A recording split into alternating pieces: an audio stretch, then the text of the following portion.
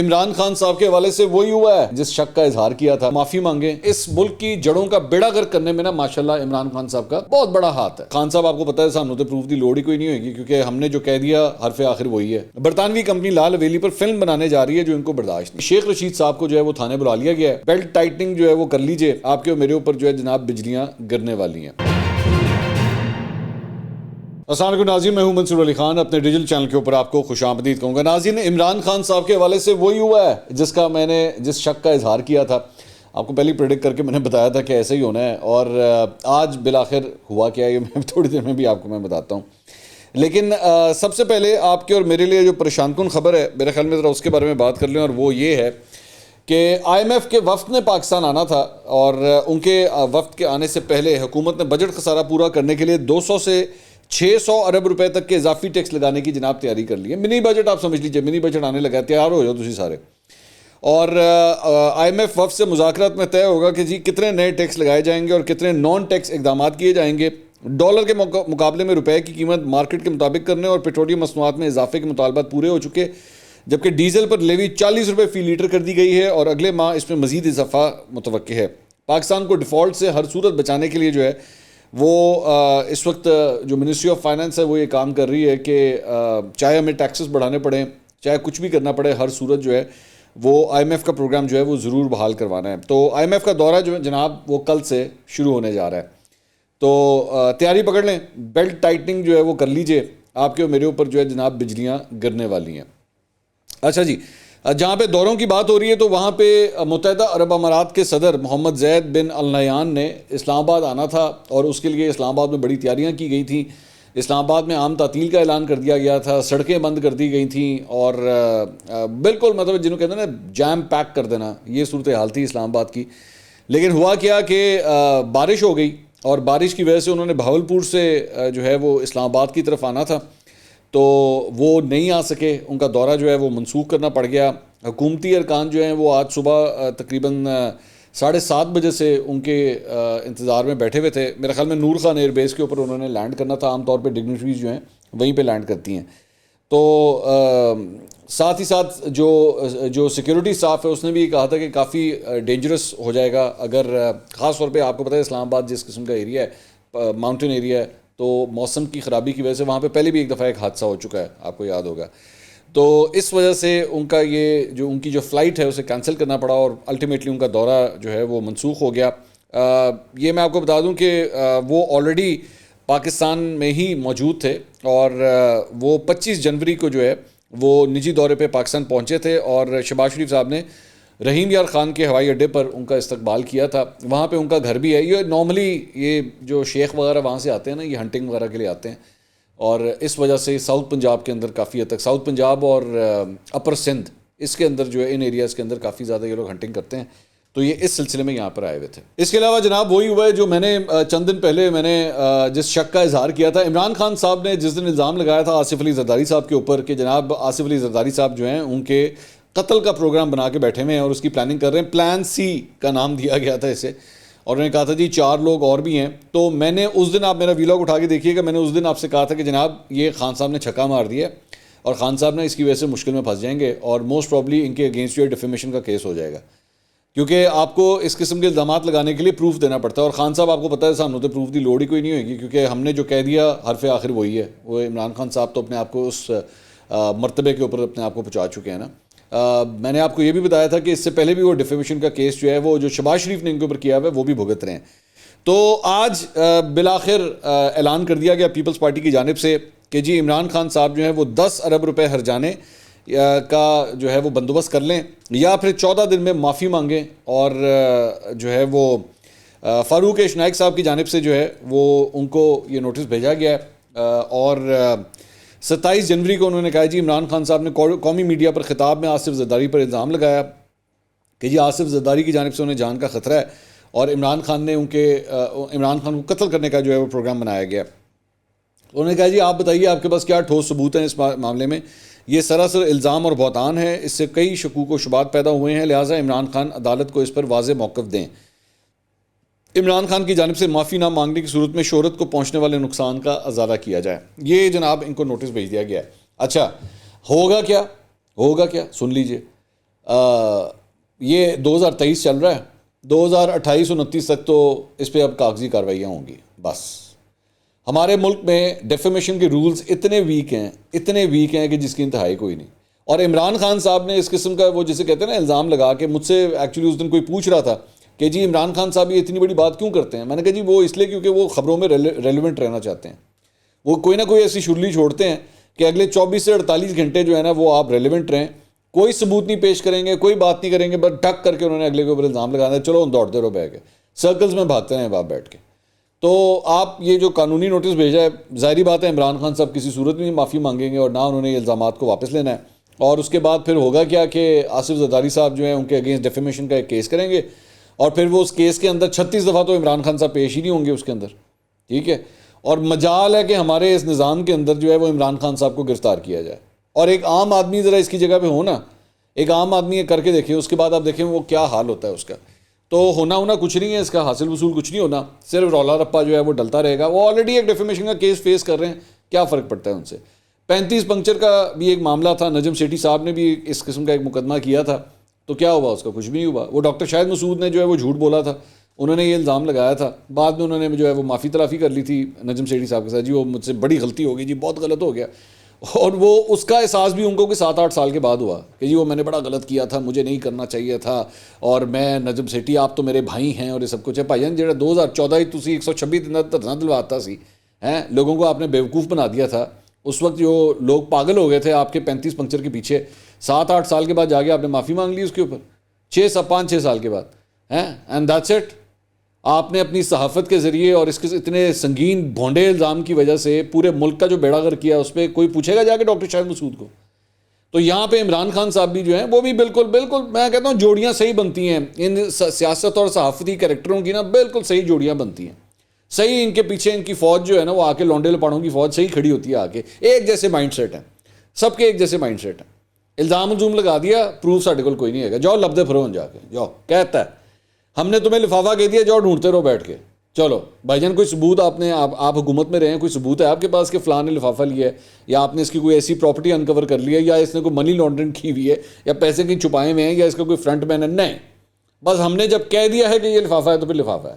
ہم نے اگر کسی سیاستدان کو کہہ دیا یہ غدار ہے تو یہ غدار ہے. بس میں اسی لیے کہتا ہوں کہ اس ملک کی جڑوں کا بیڑا غرق کرنے میں نا ماشاءاللہ عمران خان صاحب کا بہت بڑا ہاتھ ہے, بہت بڑا ہاتھ ہے. اور تاریخ جب لکھی جائے گی نا اس ملک کی آج سے 20-25-30 سال کے بعد, کیونکہ ظاہری بات ہے تب یہ انفلوئنس تو ہوگا نہیں, کتنی دیر زندہ رہنا ہے مجھے اپنا نہیں پتا, میں نے کتنی دیر زندہ رہنا ہے, عمران خان صاحب کو نہیں پتا. ظاہری بات ہے موت تو آنی ہے, موت برحق ہے, لیکن جب بندہ چلا جاتا ہے نا اس کے بعد وہ جو ہسٹورین بیٹھتا ہے اور وہ لکھتا ہے تو پھر وہ اس کا قلم صحیح لکھتا ہے, پھر وہ بتاتا ہے کہ بھائی جان معاشرے کے اوپر اس کے اثرات کیا ہوئے. آج 2023 کے اندر ضیاء الحق صاحب نے جو کچھ کیا تھا نا 1978-79 سے لے کے اور جب تک ان کا انتقال نہیں ہوا تھا, تو تب تک ضیاء الحق صاحب کے لیے بھی بڑی تعریفیں ہوتی تھی, بڑا زبردست کیا بات ہے, یہ کر دیا وہ کر دیا.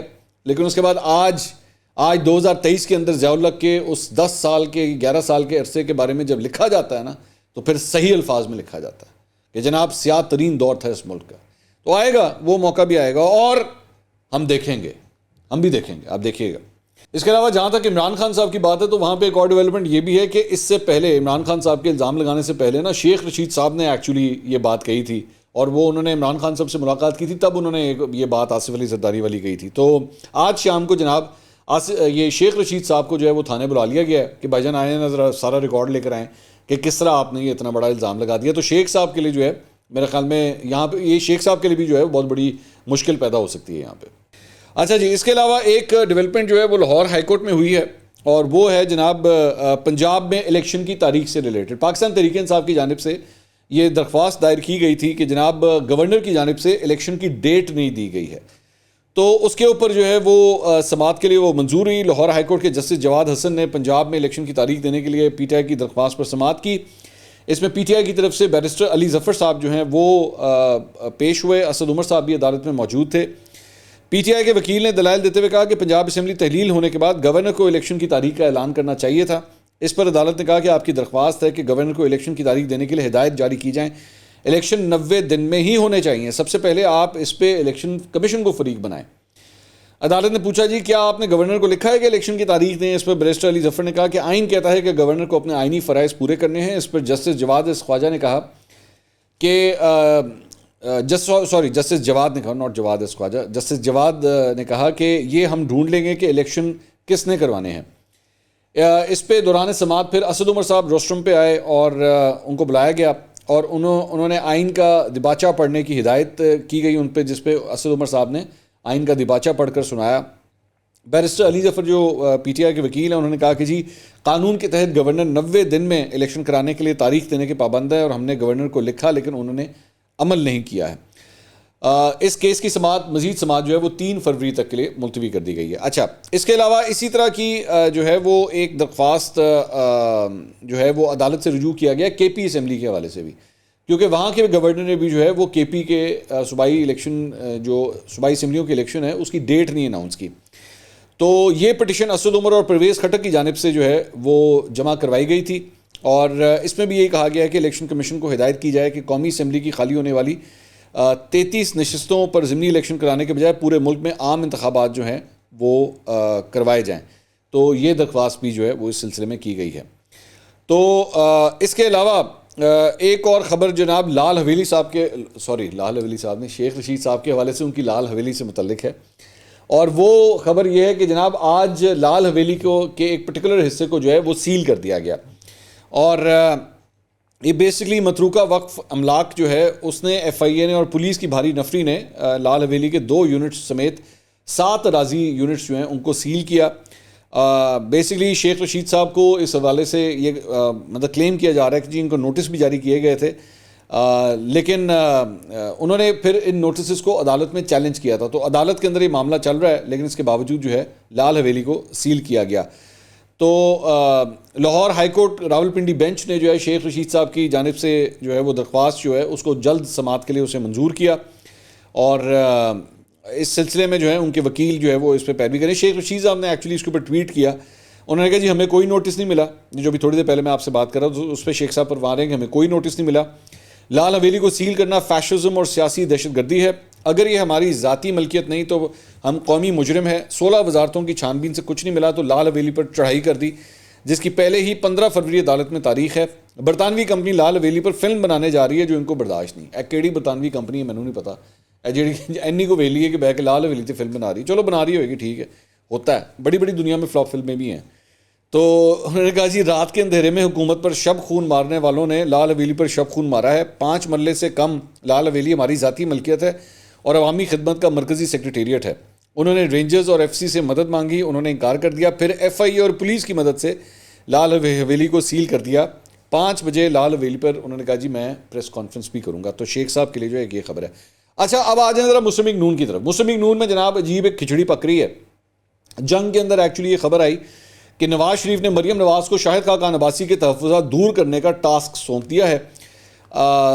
پارٹی کے سینئر نائب صدر کے عہدے سے عملاً ہٹایا جانا شاہد خاقان عباسی کی ناراضگی کا بڑا سبب ہے، یہ کلیم کیا گیا اس خبر کے اندر۔ اچھا، میں اس کے اندر ایک چیز نوٹ کر رہا تھا، میں مسلم لیگ نون کی ویب سائٹ کے اوپر گیا اور ان کے جو سینئر وائس پریزیڈنٹ ہیں، کیونکہ مریم نواز کو ابھی بھی سینئر وائس پریزیڈنٹ بنایا گیا ہے، تو اب کل ان کے 5 سینئر وائس پریزیڈنٹ ہیں، جس میں سرتاج عزیز صاحب بھی شامل ہیں۔ لیکن انٹرسٹنگ بات یہ ہے کہ یہ جتنے مطلب ٹیکنیکلی اسپیکنگ سارے ایک ہی عہدے پہ ہیں نا سارے، جس میں شاہد خاقان عباسی بھی شامل ہیں، لیکن سب سے اوپر تصویر جو ہے وہ مریم نواز کی لگائی گئی ہے، جو کہ سیاست کے لحاظ سے سب سے جونیئر ہیں، اور ان کے جن لوگوں کی تصویریں ان کے نیچے رکھی گئی ہیں، ان کے اندر ان کی سیاست کا میرے خیال میں جتنا تجربہ ہے نا وہ مریم نواز کی شاید اتنی عمر ہوگی جتنا ان کا سیاست کا تجربہ ہے۔ تو مجھے بڑی عجیب سی یہ بات لگی کہ چلیں اگر آپ نے بنا بھی دیا ہے سینئر وائس پریزیڈنٹ، آپ نے ان کو بنا بھی دیا ہے تو کم از کم سب سے نیچے، کیونکہ سب سے لیٹسٹ انٹری ان کی ہے، یہ باقی جو 4 ہیں یہ پہلے کے بنے ہوئے ہیں، لیٹسٹ انٹری ان کی ہے، تو ان کی تصویر سب سے نیچے ہونی چاہیے تھی، لیکن ان کی تصویر سب سے اوپر لگائی گئی ہے۔ اور دوسری بات یہ، میں ایک اور چیز اسی ویب سائٹ کے اوپر میں نوٹ کر رہا تھا کہ مریم نواز اب اس وقت خواجہ سعد رفیق، سردار ایاز صادق، میاں جاوید لطیف، ان سردار تنویر، ان لوگوں سے مطلب سینئر ہو گئی ہیں عہدے کے لحاظ سے، حمزہ شہباز شریف ان سے سینئر ہو گئی ہیں، ایک سٹیپ اور اوپر چلی گئی، تو یہ ریزنٹمنٹ جو ہے نا یہ اس لیے پارٹی کے اندر جو ہے پائی جاتی ہے. شاہد خاقان عباسی صاحب نے ایکچولی کل ڈان نیوز کو ایک انٹرویو دیا اور نادیہ مرزا صاحبہ کو انہوں نے انٹرویو دیا. تو اگر یہ جو کویشچننگ ہوئی ہے نا, دا لائن آف کویشچننگ اگر میں آپ کے سامنے رکھوں تو اسی سے آپ کو کافی آئیڈیا ہو جائے گا کہ کس قسم کا سینٹیمنٹ پایا جاتا ہے. ان سے سوال ہوا کہ جی اسحاق ڈار کی کارکردگی سے آپ مطمئن ہیں؟ انہوں نے کہا جی میرا مطمئن ہونا یا نہ ہونا معنی نہیں رکھتا, یہ تو وزیر اعظم کو معلوم ہے کہ اسحاق ڈار وہ کر رہے ہیں جو انہوں نے دعویٰ کیا. اب میں اس میں مطلب کوئی ڈھکی چھپی بات نہیں ہے کہ بیسیکلی شاہد خاقان عباسی صاحب کا جو ووٹ ہے نا وہ مفتاح اسماعیل کی طرف ہے. وہ اسحاق ڈار صاحب کی اس نامینیشن سے کوئی زیادہ خوش نہیں تھے, تو ان کا پلڑا جو ہے نا وہ مفتاح اسماعیل کی طرف جاتا ہے. پھر ان سے سوال ہوا جی مفتاح اسماعیل کو بری کارکردگی پر نکالا گیا. انہوں نے کہا میرا نہیں خیال, یہ ثوابدید ہوتی ہے. کس کی؟ مطلب پرائم منسٹر کی ہوتی ہے یا نواز شریف صاحب کی ہوتی ہے. پھر انہوں نے کہا مہنگائی اب ملک میں کافی عرصہ رہے گی, یہ اتنی جلدی نہیں جانے والی. گورنر صاحب کو آئین کے مطابق پنجاب میں الیکشن کی تاریخ دینی چاہیے. حکومت یا کسی فرد کے پاس الیکشن ملتوی کرنے کا اختیار نہیں ہے. Very well said. میں بھی بالکل اس بات سے ایگری کرتا ہوں کہ کسی کے پاس یہ رائٹ نہیں ہے کہ الیکشنز کو اس طرح ملتوی کیا جائے, حکومت یا کسی فرد کے. انہوں نے کہا جی پھر سوال ہوا کیا پی ایم ایل این میں ہیں آپ؟ انہوں نے کہا جی. پھر ان سے پوچھا کیا پی ایم ایل این میں ہی رہیں گے؟ انہوں نے کہا جی. چھوڑا تو گھر جاؤں گا. شاہد خاقان صاحب یہ اس سوال کا جواب پہلے بھی بالکل یہی دے چکے ہیں. چھوڑنے کا ارادہ رکھتے ہیں؟ انہوں نے کہا وہ تو میری چوائس ہے. پارلیمنٹ کو کس نے مفلوج کیا؟ انہوں نے کہا ہم سب نے, حکومت اور اپوزیشن نے. آج قومی اسمبلی میں اپوزیشن ہے ہی نہیں. پھر سوال ہوا جی کیا انصار عباسی کا دعویٰ درست ہے کہ آپ کی وجہ سے نواز شریف پارٹی میٹنگ سے اٹھ کر چلے گئے؟ انہوں نے کہا میں ایسی بات پر کامنٹ نہیں کرتا, یعنی کہ نو کامنٹ. جب نو کامنٹ ہو جائے نا تو آپ وہ سمجھ لیں انو نکی جی ہاں ہی سمجھو تسی. وہ ایک بڑی مشہور ہے وہ ڈائلاگ فلم ہے نا نکی جی ہاں, تو یہ شاہد خاقان عباسی صاحب کی نکی جی ہاں تھی. پھر انہوں نے کہا یہ پارٹی کی میٹنگ کے اندر کی بات ہے, میں اس سے اتفاق اور اختلاف کرنے کی گنجائش نہیں ہے میرے پاس. پھر ان سے سوال ہوا مریم کو چیف آرگنائزر بنانے سے پہلے کوئی مشاورت ہوئی؟ انہوں نے کہا مجھ سے کوئی مشاورت نہیں ہوئی. پھر ان سے سوال ہوا اس فیصلے میں آپ ان کے ساتھ کھڑے ہیں؟ انہوں نے کہا یہ فیصلہ پارٹی صدر نے کیا ہے, یہ ان کی ثوابدید ہے, پارٹی کا آئین ان کو اجازت دیتا ہے, میں پارٹی کے صدر کے حکم کا پابند ہوں. پھر ان سے سوال ہوا جی کیا آپ مریم کو اپنا لیڈر مانتے ہیں؟ انہوں نے کہا میں نواز شریف کو لیڈر مانتا ہوں, اس کے علاوہ شہباز شریف میری پارٹی کے صدر ہیں, اس کے علاوہ میں کسی کی لیڈرشپ پہ ہاں یا نہ نہیں کر سکتا. اس کو بھی آپ نکی جی نہ ہی سمجھیے, جس طرح نکی جی ہاں تھی نا, یہ نکی جی نہ تھی. تو اس سے آپ کو اندازہ ہوتا ہے کہ پارٹی کے اندر کیا صورت ہے. مطلب میں نے آپ کو اسی دن یہ بات کہہ دی تھی کہ مریم نواز جس دن ایئرپورٹ کے اوپر لینڈ کیا تھا تو شاہد خاقان عباسی صاحب اپنے سیمینار کے اندر بزی تھے, وہ نہیں آئے ایئرپورٹ کے اوپر. تو اس سے کلیئر کٹ نظر آتا ہے کہ کافی زیادہ جو ہے وہ ڈسٹریبیوشن آئی ہوئی ہے پارٹی کے اندر, اور یہ جو ہے اصل صورتحال یہ ہے. اس کے علاوہ ایک اور خبر جو ہے پشاور کے حوالے سے ایک بڑا ایک افسوسناک واقعہ پیش آیا. پولیس لائن کی مسجد کے اندر جو ہے آج صبح ایک دھماکہ ہوا, اور اس میں جو اب تک کی اطلاعات کے مطابق جو شہید ہونے والے افراد ہیں, جب یہ ویڈیو ریکارڈ ہو رہی ہے 28 افراد شہید ہو چکے ہیں اور 100 سے زیادہ افراد جو ہیں وہ اس میں زخمی ہوئے ہیں. 15 افراد کی حالت جو ہے وہ کافی تشویشناک بتائی جاتی ہے. ابھی انیشل رپورٹس جو ہیں اس کے مطابق ابھی ایویلویٹ کیا جا رہا ہے کہ یہ دھماکہ کیوں ہوا ہے اور کس طرح ہوا ہے. لیکن جو دہشت گردی کی ایک لہر ہے جو ہم پچھلے کئی مہینوں سے کے پی کے اندر ہم دیکھ رہے ہیں, اسی کا سلسلہ جو ہے یہ لگ رہا ہے کہ اسی کا ہی ایک اس کڑی کا ایک حصہ ہے یہ, جو کہ بہت افسوسناک بات ہے. آئی ہوپ کہ جلد از جلد جو لوگ ہیں جو اس سانے میں ملوث ہیں ان کو کیفر کردار تک جو ہے وہ پہنچایا جائے گا. اگلی ویڈیو میں دوبارہ آپ سے ملاقات ہوگی. اللہ حافظ.